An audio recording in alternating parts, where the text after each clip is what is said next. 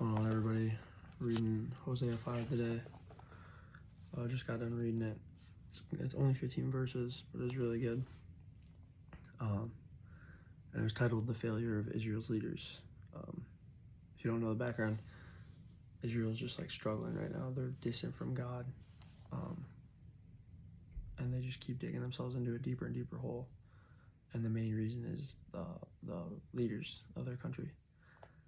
And this chapter itself is actually titled "The Failure of Israel's Leaders," and it kind of made me question who leads my life, because there's a saying, the three people you spend most of your time around with, or you're a mixture of all of them.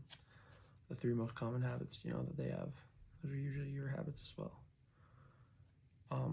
So who you surround yourself with is huge. It's everything. But not only that, you want people in your life that elevate you, but you want to elevate others as well. And right now, Israel's leaders are leading their people down the wrong path. I have younger siblings, younger cousins. I have kids, who look up to me. I got close friends who I want to draw closer to Christ. So how you act matters, especially as a Christian. If people know you're a Christian, how you act is huge, because if you're not on your A game, they're going to think every Christian's like that, a hypocrite. And hypocrisy is the number one reason people leave the Christian faith. So it's so important how you act all the time. And another verse I highlighted, I heard this analogy, Mike Schmitz. This guy knows his stuff. And the verse says, "You have left me," talking about Israel. Israel left God as a prostitute leaves her husband. And Mike Schmitz, he said the other day on a podcast, trying to think it out here. He said, everyone's like 90% committed to God. They're like, God, I'm going to do this, and then just one time, I'm just going to go behind your back, do that. I'm going to go sin. And we have a relationship with God. He goes, now imagine your wife said that to you, or your husband said, yeah, I'll be loyal to you 90% of the time, but 10% out of the year, I'm going to go back to my ex. I'm going to go to somebody new. And no one would agree to that deal, because why would you want that? But that's the same with God. That's what we're doing to God. We're 90% loyal, and then that 10% of the time, we're like, I'm just going to go behind your back. And why would God be okay with that?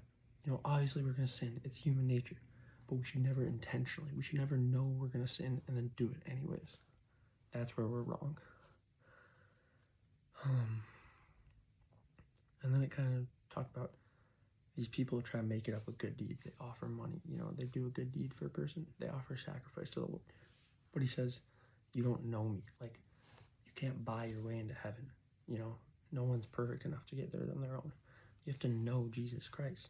Eventually, by talking to him, by writing to him, by meditating with him, by reading the word. Like, this book has genuinely changed my life. When you get into this word and you realize, like, what he's done for us, like, we literally all are supposed to be sent to a place of suffering for forever. Do you know how long forever is? You could be in hell for 10 million years and you're not any closer to getting out. You could be in hell for 10 billion years. You're not any closer to getting out. Forever is a long time. And we turn our back on this guy who has the keys to heaven every single day. And he literally goes, I don't care. I love you guys. I'm going to die for you. And because I died for you, now you have the chance to spend that forever with me. Like, when we realize what he's done for us, it makes us want to, give that back to him. And when we realize what he's done for us, then we naturally start to do those good deeds after, because we are so grateful. And then going on, it kind of talks about how the Lord they withdrew from the Lord. Now the Lord wasn't near them.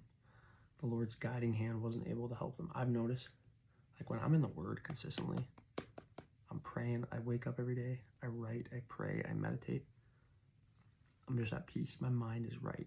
When I don't, when I'm out of the Word, when I haven't been talking to God, I'm just kind of like, just tense, and you just want to loosen up and just like I just always feel on edge. But the second I get in here, I've never felt bad after doing a Bible study. After doing a Bible study, my mind feels so right. I just feel like, whole, you know, if that makes sense. I'm trying to keep these no longer than 5 minutes. We're at 5 minutes right now. But the last part I want to talk about is it says, sound the alarm, blow the trumpet. So many people are living a life that, you know, they won't admit they're wrong. They won't change their lifestyle to match what Jesus Christ planned for us. Yet no one tells anybody.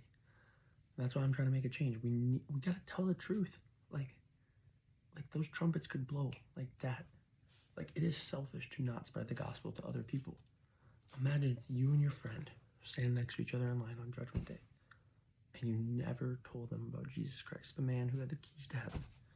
You had the keys to heaven. You let him forgive you, but your friend never got to know him because you never told him. And then you watch as he goes down hell, and you get to stay in heaven. Like, it is selfish to not tell people about the gospel. Not only will it change your life here on earth, it changes your eternity.